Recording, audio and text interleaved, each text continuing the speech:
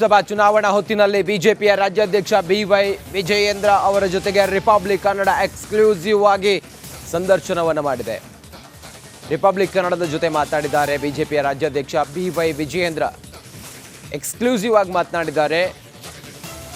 ಏನು ಮುಂದೆ ಬಿಜೆಪಿ ಹೇಗೆ ಏನು ಎತ್ತ ಎಲ್ಲದರ ಬಗ್ಗೆ ಮಾತಾಡಿದ್ದಾರೆ. ಅಸಮಾಧಾನದ ಬಗ್ಗೆ ಎಲ್ಲವೂ ಈಶ್ವರಪ್ಪ ಜೊತೆ ಏನು ಕತೆ ಮುಂದೆ ಅವ್ರ ಜೊತೆ ಮಾತಾಡ್ತೀನಿ ಅನ್ನೋದೆಲ್ಲ ಹೇಳಿದ್ದಾರೆ. ಹಾಗಾದರೆ ಏನೇನು ಹೇಳಿದ್ದಾರೆ ಅನ್ನೋದನ್ನು ಕ್ವಿಕ್ ಆಗಿ ಶಾರ್ಟ್ ಆಗಿ ನೋಡೋಣ.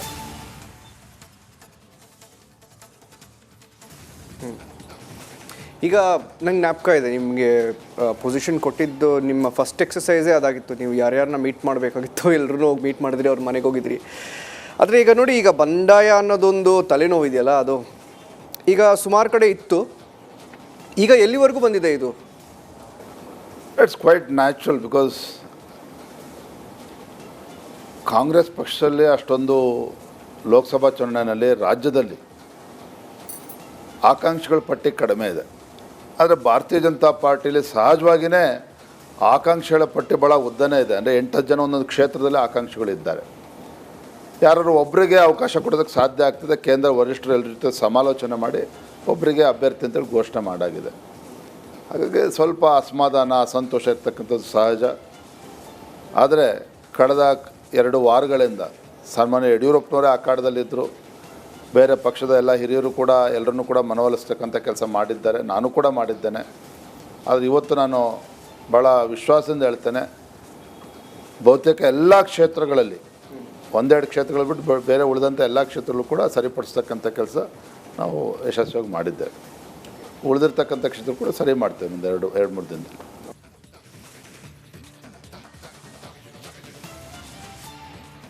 ಇದಿಷ್ಟು ಈವರೆಗಿನ ಪ್ರಮುಖ ಅಪ್ಡೇಟ್. ನೋಡ್ತಾ ಇರಿ ರಿಪಬ್ಲಿಕ್ ಕನ್ನಡ, ಇದು ನಿಮ್ಮ ಧ್ವನಿ.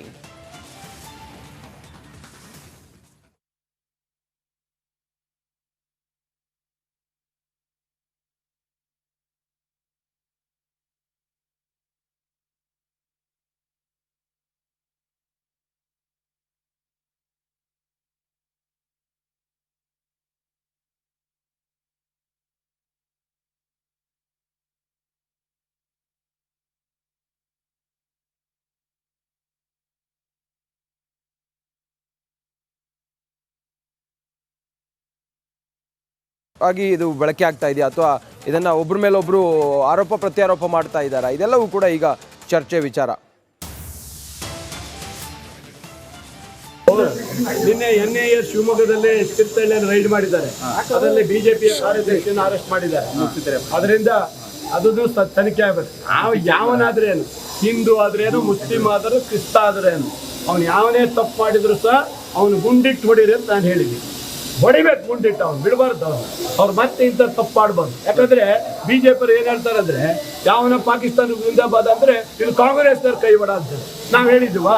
ನಾನು ಹೇಳ್ತಾ ಇದ್ದಾರೆ, ಹೊಡಿರಿ ಗುಂಡು ಅವನಿಗೆ. ಬಿಜೆಪಿ ಕಾರ್ಯಕರ್ತ ಯಾರಾಗಲಿ, ಬಿಜೆಪಿ ಕಾರ್ಯಕರ್ತನೋ ಕಾಂಗ್ರೆಸ್ ಕಾರ್ಯಕರ್ತನೋ ಯಾವನ ಬಾಂಬ್ ಬ್ಲಾಸ್ಟ್ ಮಾಡಿದವ ಯಾವನಾದ್ರೆ ಅಂದ್ರೆ ಹೊಡಿಬೇಕು ಅವನಿಗೆ ಗುಂಡಿಟ್ಟು. ಅಲ್ಲ, ಅರೆಸ್ಟ್ ಮಾಡಿದಾರೆ ಅಂದ್ರೆ ಇವತ್ತು ಮಾಡಿದಾರೆ ಬೆಳಗ್ಗೆ ದಿವಸ.